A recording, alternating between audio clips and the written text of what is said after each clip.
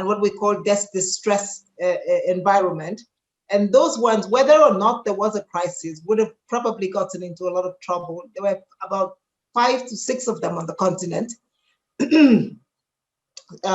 Zimbabwe, South Sudan, Sudan, Eritrea, Congo, and Mozambique. You can see that from this list, the only really real economies there were Congo and Mozambique. The rest, Zimbabwe has been in huge arrears for a very long time. Sudan has been on the state-sponsored terrorism list for forever. And so, in some sense, all this to say that of the over 50 countries of the continent, we only had about 6 or 7 countries in the debt distress category before the crisis. And this is a very important point because as the crisis has hit, there has been a huge avalanche of conversations around debt. And I think we have confounded the conversation between liquidity and debt. And it's very important to understand and split that difference. And just to put it in a broader context, when you look at the United States is about to give itself $6 trillion. They've already given $4 trillion and they're about to add another $2 trillion of liquidity into the economy called stimulus, right? This is essentially to just keep the economies going. We're not yet talking, it's to ensure that companies don't go bankrupt, it's to ensure that, and we're asking for the same kinds of support. And that's why the Economic Commission for Africa, immediately the crisis hit, we had a meeting and I actually sent a letter to the World Bank and the IMF saying, the first thing we need is for the international community to allow African countries not to service their debt, because we can use those resources that we were going to put towards debt service to immediately begin to respond to the crisis. At the time, it was buying PPEs and doing the different things that we needed to do. Many countries had also then asked their local companies not to pay taxes, which means that they were also short of income. Overall, in all, essentially saying, let's address the liquidity issue. In 2020, that liquidity issue gave us $9 billion almost of new liquidity. Now going forward, we're still saying Africa has not gotten all the resources that it needs to address the crisis. So we're pushing for the special drawing rights. Again, in the 2008 financial crisis, the developed world, the G20, needed more liquidity. So they issued new special drawing rights for themselves to the tune of $1 trillion and over. We are asking that $500 billion of new special drawing rights be issued, for which a special reallocation formula be given to Africa, so we get some additional liquidity. We are also asking for $100 billion of additional resources that should come from institutions like the World Bank, so from multilateral development agencies that can help, bridge that gap. So these are all the different sort of instruments that we at the Economic Commission for Africa. And the final one that we're putting together is something that we're calling the Liquidity and Sustainability Facility. Now, just to give you a sense, Greece has about the same credit rating as Cote d'Ivoire. They have BB plus in the markets. But Greece just issued a bond recently for 78 basis points. Cote d'Ivoire went to the market for 500 basis points. So the cost of capital for Africa is so high that it would lead us into a debt crisis if we're not careful. So we're also arguing that we should create some facilities that will help reduce the cost of access to markets so that countries can actually go and lend and, at reasonable rates. So those are the things that we're doing as the Economic Commission for Africa to help bridge that gap. Interesting. Pretty technical things, and I'm not sure. So anyway, there you are. Very much. I'll allow my colleague Peter to jump in very quickly before Kembe comes in. Mr. Peter, please, over to you. No, very interesting. And as we talk about bridging the gap, I think one of the things we identify in Africa is, something like 70% of our economy is the informal sector. How do we get that liquidity down to those people? I know in South Africa, a company I work with, they've lost something like 50% of their SMEs, who are basically startups because there's no safety net. Yeah. It's really how we get that money down to those people. That's an important, a very important question. And when the crisis hit, we thought about that. We said, you know, we will not be able to save a lot of our economies because a lot of the economy is the informal sector, and also to provide, you know, first-hand assistance to those people. So what we did was working together with, you know, the leading South African telecoms company, MTN, and 7 other leading telco companies on the continent. We came together and created what we're calling the African Communications Informations Platform. And essentially we thought to ourselves, a platform that has information on almost everybody is the telcos. And so to be able to reach out to people, we can go do that through the telcos. And so we worked with the telcos, and for the first time in the history of the world, actually, all the telcos came together and they agreed to have the same 4-digit code number for each country. And the idea will be then that we could send messages out to everybody. So it didn't matter now whether you were on a MTN, Vodafone, Safaricom platform. We would send a message to you saying, do you need assistance? You would send that message back to us saying, yes, we do. And then we could say, we could geolocate you, and then we could make sure that assistance got to you. So this is something that we started trying to put in place also for COVID, because we wanted to then know, are you getting sick? What are your symptoms? These are messages.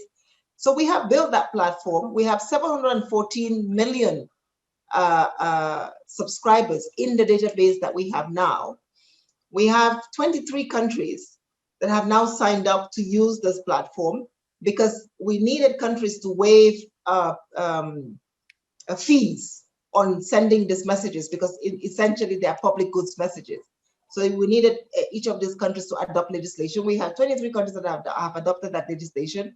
We also now are working with an artificial intelligence company that can pass the data as we get it. So the country that has officially launched it and is actually using the platform formally is Congo. We have another 6 countries that between now and the end of March will be using the platform. But we hope that by the end of June, we will have all of this. And really it is to get to this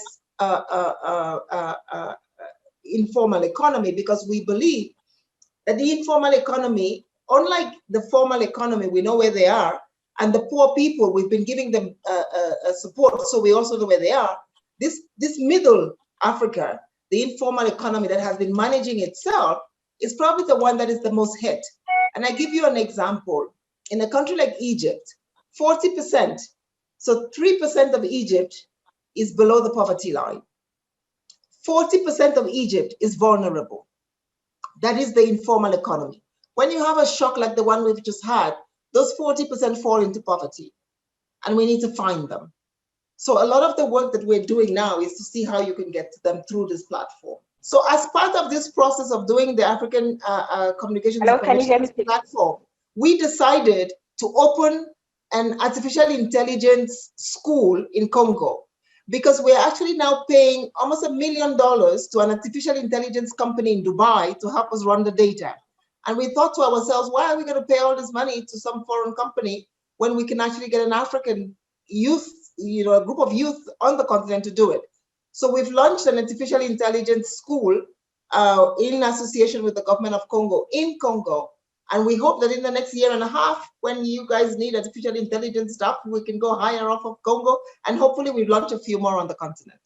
So that's awesome. Fun. That's the exciting part. Exactly. It's very exciting, trust me, especially at this age of AI and robotics and all the rest of it. This is the future. So it's interesting. We'll keep tab on that. We want to learn more about it, so we'll keep tab on that. Yeah. All right, Kembet, please go ahead. All right. So, man, you were one of the leaders that worked tirelessly to make the African Continental Free Trade Area a reality. How would you assess the implementation of that so far? Well, listen, we only started on January 1 and we're on February 3. So I think it's too early. It's very early to say, because it's 1 month away. But I like your question, and I actually sent a message to my team, because we're going to do two things. One of them is we're creating what we're calling the AFCFTA Business Index, which is essentially to look at, what are the issues and what are the problems that will arise from cross-border trading that we can then talk about. The second thing that and I said to my team exactly your question. I said, in 1 year, people are going to ask us what worked. So we need now to know what we want to say then, so that we can start tracking it. And I think one of the first things that we're working on is a cross-border post. We have 72 or 76 borders on the continent. That's a lot of borders. For the CFTA to work, we need for each one of those borders to become a one-stop border control. We need to take away the police, we need to take away the customs, we need to take away the military, and only have one. Very, very difficult feat. So we're now picking a few countries where we're beginning to work on sort of harmonization of the cross-border post, so that we can have those border systems working. Now remember that before the CFTA, a lot of our regional economic communities were already trading amongst themselves. So you could go very freely from Cote d'Ivoire to Senegal. The problem was whether you could go freely from Senegal to Cameroon. You couldn't, because you were moving from West to Central Africa. Or whether you could go from Sudan to Kenya. You couldn't, So I think the more important borders for us are those borders that are also regional boundaries. We need to work on those particular borders. So we're trying to focus on those borders that are also sub-regional boundaries, to see whether we can then help facilitate that trading. I think the other thing that we will have to look at in our first year is just to see how harmonized, the systems have become. Remember that it's taken almost 20 years for the European Union to sort of, iron out the trading. It took about 6 years for us to begin to see the full benefits of NAFTA at the time. And it has been revised over time. There were benefits, of course, but in the first year, a lot of the benefits were really of the regulatory and institutional order, which is essentially beginning to create the space. But I think we have an advantage, which is that because of COVID, there is a lot of work around vaccine production and PPE production. So we've already begun to see an increase in cross-border trading on the continent. And that's a good sign. Awesome. Thank you very much. Before I allow Peter to jump in, let me just ask you, you created or you launched one of a kind, Continental tool that offers, that offers a unique for price variation, regional wise, continental wise, as well as also, of course, across the continent. How successful has this tool been? Sorry, I missed, you were breaking up, so I missed the question. Okay, sorry. Okay, I said you launched a one of its kind Continental tool as a unique view of the price variation in African countries. Mm-hmm. The price variation, yes, the price variation. The tool for price variation, to a window for price to see. Yeah. Yes. How successful has this been? I must say that it's doing really well. I mean, we are in our fourth month of the tool, and we're already getting ministers calling us up and saying, "What are you going to do for the next one?"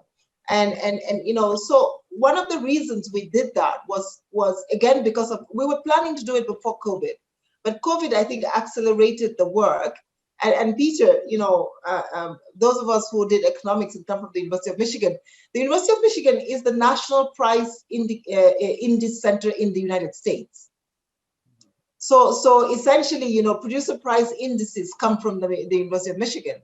And so I was thinking to myself, why don't we do something like that and make ECA, the reference point for that kind of information? And you have to start somewhere. So actually, in collaboration with the University of Michigan, we started doing the work. And when we started, we started it before, but then when COVID arrived, it became even more important because there was this scare that there was going to be a food price crisis, and we needed to understand what was going on with food prices. So we actually sped up the work to start a little bit earlier. And like I said, we had the vice president of Ghana come and do the first one with us. We've had, ministers. Actually, the second one was more popular than the first one. And now we have, and in the second one, We looked at, what did we look at in the second one? I can't remember. And now we're going to look at construction. Construction is the jobs, Okay. So it begins to give us a sense of, where are the jobs? It gives us a sense of cement prices. It gives us a sense of, and so universities are actually also reaching out to us to say, can we work with you on that? So I really believe that, it is going to be over time. I don't know, hopefully it will be just as good and as famous as the Michigan one. But our governments need to make policy, and they need to understand, if you look around the continent, every time there's been a crisis, even across the world, the most famous one was let them eat cake, right? Marie Antoinette, it was the price of bread.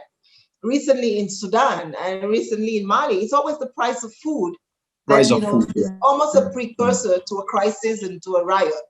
And so we believe that begin tracking that in a sort of more constant basis, providing policymakers with information about where the pressure points are, is quite important. But also for the academics, for the students to be able to do analysis around that and get a better sense of what are the issues in their economies. Because of our data, I take the example of Ethiopia. Ethiopia has now just offered a license to 2 new cement companies, which is going to bring down the cost of cement and bring down their inflation. So this is why we're doing this. We're not doing this sort of, we want countries to use that to then make policy and influence, pricing. So those are some of the concrete things that we would like to see happen more. Interesting. Peter? Yeah, very interesting indeed. You want to go ahead? Dr. Vera, you paint a very hopeful picture, and I think we all, the beginning of this crisis, how quickly President Ramaphosa, as chair of the African Union, moved to create centers of expertise. And I know Strive in Zimbabwe was in charge of vaccination and lots of, putting Africa in a very strong position. Do you think that as we come out of this crisis, that it means that Africa is going to be in quite a strong position for the world to look at it in terms of an investment opportunity, that there is a lot of competence and a lot of innovation going on the continent, and actually in a sense this crisis has speeded up that realization that Africa is an amazing investment opportunity for the world. Look, Peter, I think to do the jobs that we do, you must be hopeful. But you must be a hopeful realist, I think, to be able to also then provide, the kind of hard advice that sometimes we give, right? My sense is that, Africa has made a lot of progress. We've but we still have governance struggles, right? We saw, for example, with the PPE issues in South Africa and Kenya, things got lost, we couldn't find them. So we still have a huge governance issue. Mo Ibrahim's latest governance index came out saying that for the first time in a decade, we have actually gone backwards on governance, particularly in issues around rule of law, transparency, civil rights, and, freedoms. So we still have, quite a number of struggles. I mean, look around you, Uganda, there's still, at the African Union motto about silencing the guns. Maybe last year we had more guns going off than we've had in a long time. So we do have challenges that we have to face. But I think on the economic side, and this is, I think, Africa, we're human beings, so we sort of look at things in the span of our own lifetimes. But the histories of continents and nations are made over decades and centuries, right? And I think that where we are now as a continent, if you take a centuries view, we're maybe transitioning from sort of more of a sort of politicizations of our societies into the economics of our societies, right? But it's a hard transition because the politics doesn't want to give up that quickly. And so, we continue to have, the governance and the difficulties around the politics that continue to undermine our economies. And that's where, issues around the doing business. And we are still the continent that attracts the least foreign direct investment. However, we are the continent that pays the highest returns for investment. So that's the irony, right? If you are an energy investor and you come to Africa, you make an 18% return. There's nowhere in the world you make an 18% return on any investment, right? I gave the example of even our bond issues. Our bond issues now are, Benin just went to the market 685 basis points. Anybody, they were 7 times oversubscribed. Of course, if you're Japan and you're earning negative interest rates and Benin is giving you 30 years of 685, please take it all off, right? And you know that even if Benin defaults, the IMF will pay it for you. So essentially, we are that attractive. There's $13 trillion out there looking for sustainable green clean investment. Africa still has a lot, for the CFTA to work, Kembet. We need to power this continent. We need energy. And so I think there is still a lot of investment. But we see fragments and corners where there is some hope. Kenya, Senegal, South Africa to some extent, they're struggling a little bit, but they're making progress. Angola has turned the leaf, I think, quite substantially recently. Benin, Togo are doing well and chugging along. So there are some places where there is a lot of hope, and we believe that we can go further. I think the good thing about the continent is that there is beginning to be more peer pressure. And so that is providing maybe the leaders of a certain category. There's a few leaders that are just not in the peer pressure group, but there is a new group of leaders that are looking at each other. And I believe that is going to help sort of see whether, the boats can all rise together. And so there for me is where the hope comes. And then there is an amazing youth, that innovation, the reason why we want to do AI and all that is to say that, and this morning I had a meeting with the sort of intellectual property rights groups, is to say the innovation on the continent is just amazing. I mean, when we ran a coding workshop here in the last week of December. I was calling it my week of hope. I was, everybody was so underwhelmed by COVID and depressed, and we said, let's do something, lift the spirits. So we ran a coding workshop for 2,000 young women across the continent, and we did it virtually, and we had 125 of them in presence, in situ, in our building. And after 2 weeks, many of them came. They never knew how to write an algorithm. But after 2 weeks, and we gave the prices. It so happened randomly, the Ethiopia team and the Cameroonian team worked together to develop a device that pregnant women can wear, so that if they're in distress, they can press it and a doctor can get to them, because it would geolocate them and it would send a message to their doctor.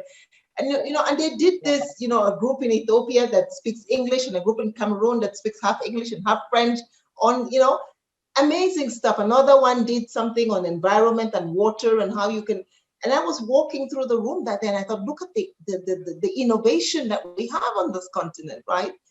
But we need to find ways of financing it. That's the big issue, liquidity. And then we need to find ways of making sure that regulation allows them to flourish.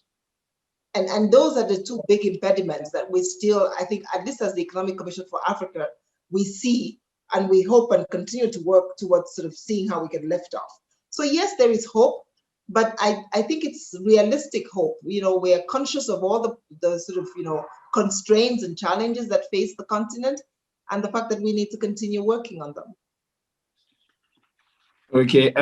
Before let me take, of course, my last question before I know Peter, and if Peter may have one. And recently, the World Health Organization and our African of the Year, Dr. Tedros, had consistently with his team raised the concern regarding vaccination, what we call now vaccine and nationalism, and the fears that Africa is being left behind.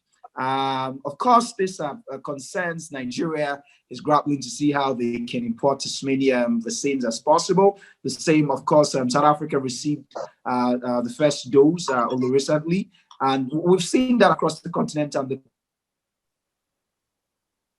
concerns and the fears. And the ECA, do you share these fears, and are there, of course, areas you think that how you think even locally that we can begin to look at possibilities of helping out, looking inwards and helping to solve this, of course, obvious challenge, because COVID is with us for God knows how long?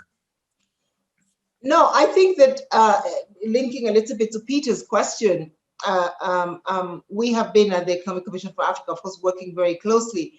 But President Cyril Ramaphosa nominated the envoys with Ngozi Okonjo-Iweala and Tijan Tiam and Kaberuka and Strive, of course, amongst others, as sort of part of that envoy group. And Strive's remit, Strive Masiwiya, the head of ECONET, his remit was to sort of work on the health space. And we've been working with him, and Strive has now led a team called the AVAT, the African Vaccines Acquisitions Task Force, task team.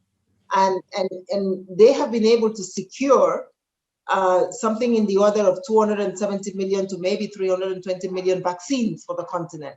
And I think that's one of those positives where we say, yes, you know, there's COVAX and there's all these announcements from the rest of the world about how they'll come and help Africa.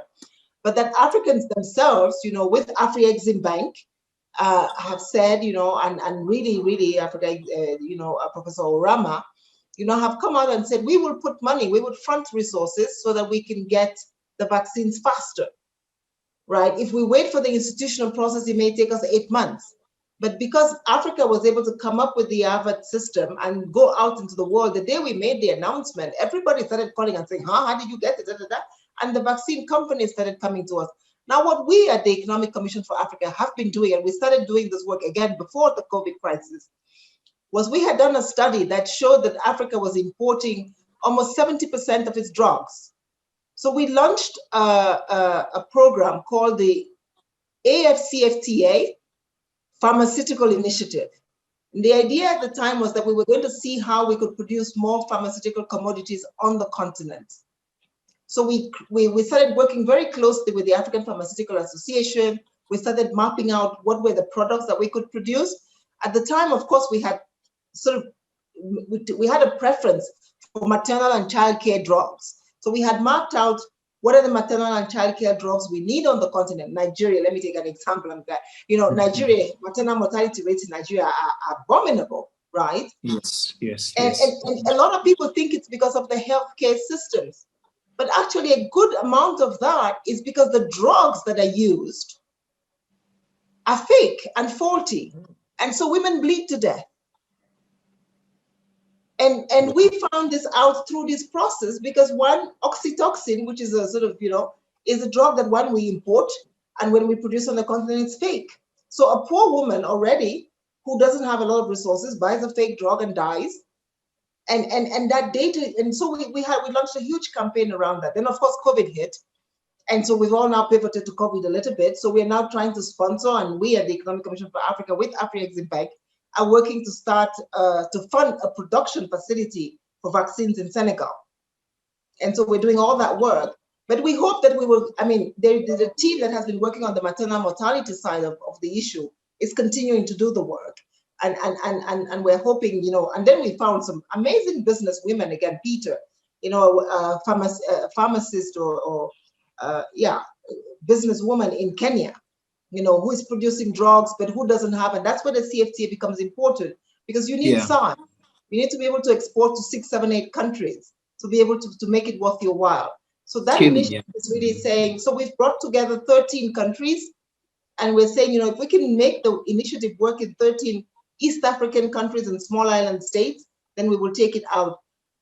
We haven't even finished, and ECOWAS has come to us and said we want to join the initiative. So we're going to get another 14 more ECOWAS countries joining this initiative to sort of power the pharmaceutical sector on the continent.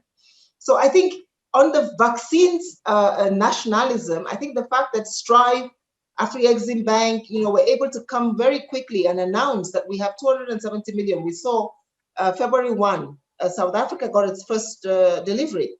Yes. You know, but then also, you know, private sector businesses, MTN came up and said, we would like to contribute to the procurement of vaccines. So they've also, you know, I think added another $1 million of drugs, or $10 million equivalent, something like that, to the pot. So you know, and that allows us, AstraZeneca has now come and said, we may be able to give you another 100 million more vaccines. So Africa is taking the lead in going out there and getting its own vaccines on its own. The other thing that we did when the crisis started was, and that's the Strive, Afri-Exim Bank, and ECA, we put up something called the African Medical Supplies Platform, I don't know if you've seen that, AMSP. And the whole point at the time was to fight corruption and governance. And the idea was that, you know, we wanted to have a platform where, one, everybody could see who was procuring PPEs, but we could also have easy access. And if you remember, Africa didn't have a PPE access problem, as many other people had, because we had the AMSP. Any country that needed PPEs could go on the AMSP and buy off the AMSP. And now, that platform, we're going to try to see whether we can use for vaccines as well. Vaccines, okay. And see whether countries can. So I think the message there for us, at least for the Economic Commission for Africa, and for what I try to do, is always match policy with something concrete and implementable. You know, absolutely, yeah. On PPEs and all, we medical supplies platform. On vulnerability and informality, we have the African Communications Information Systems. How you work on that? We have the price watch. So it's something that pushes policy, but pushes it in a way that you can monitor it, you can measure it, and you can improve on it. But there has to be something concrete around which you hang the conversation. And I think as long as Africa's problem is implementation, and as long as we can have things that can tell us whether we're doing well or not, it's much easier to then sort of access progress, as opposed to just nice, lofty, you know, speeches. Exactly. I agree with you totally. And policy implementation has always been a challenge back home here. And let me have Peter, you can take your last shot before we round it up. A double last shot, if I may. So fascinating. I mean, one thing, someone was saying to me yesterday that maybe by the end of this year, Africa will have vaccinated maybe 20% of its population, which is part of the implementation. Something that worries me is if, you know, Western countries, the US, UK, etc., manage to vaccinate most of their population, then Africa risks becoming a bit of a no-go area. And that's got to be damaging economically. I'd just like you to think about that. But I think on the, you know, I mean, you've given us such an impressive account of, you know, in a way, how COVID crisis has hastened the use of African innovation and African solutions. I think this year, one of the big issues will be climate change as we move towards COP26. And again, just wondering your thoughts on that whether Africa can use this new sense of cohesion and collaboration to come up with to actually, you know, rather than being seen as I mean, unfortunately, you know, I think scientists would agree that Africa risks being the most badly affected by climate change just through its geographical position. And just wondering how Africa can use that to become a global capital for renewable energy, et cetera, et cetera. You know, Peter, I think a good question on the vaccine side. We need 60 to 70% vaccinations to get to herd immunity on the continent. There has been a lot of conversation about the fact that because we are a younger continent, do we need that much to get to herd immunity? I believe, yes, we do, because we also have quite high comorbidity ratios in some parts of our continent. And so essentially we should aim for the 60-70% herd immunity. What COVAX is doing is 20%. What the African Vaccines Acquisition Task Force is doing is the rest. And so far, we think that we are at about 20% of that as well. So if you bring COVAX and AVAT, we're at 40%. There is a lot of effort that is now ongoing to see how we can close the rest of the 20%.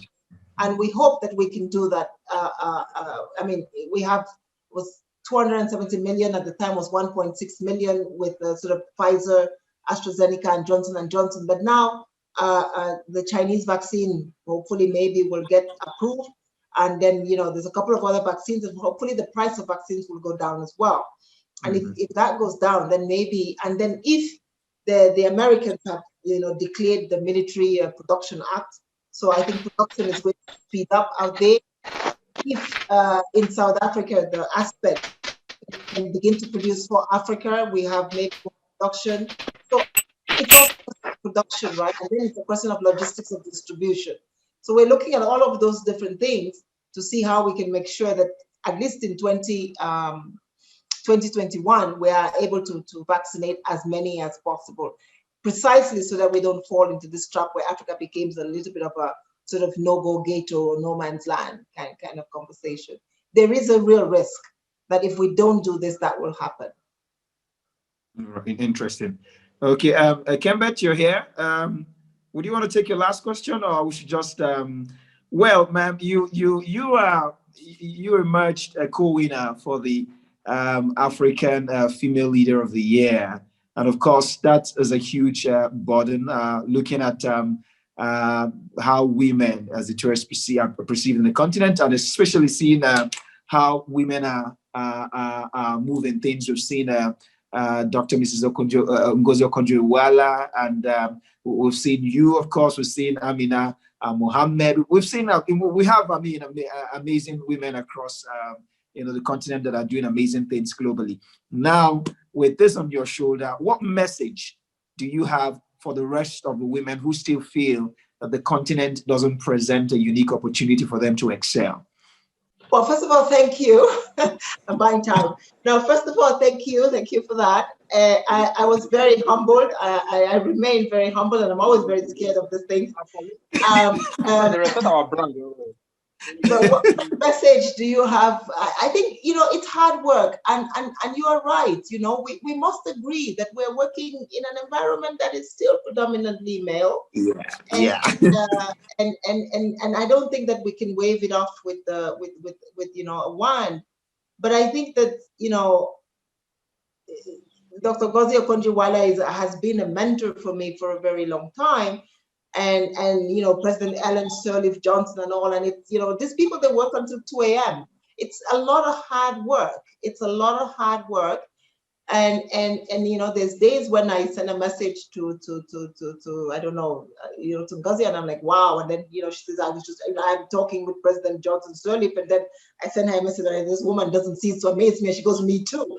And, but it is that kind of hard work. And it's not going to come easy because, first the men are thinking that the women are taking all their space.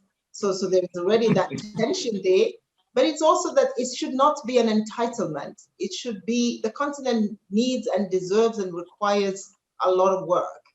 And my sense is that, all of us just need to, nobody becomes a leader alone. To have a leader, you have to have followers, and you have to have some half good idea that half of the people half believe is worthy of it.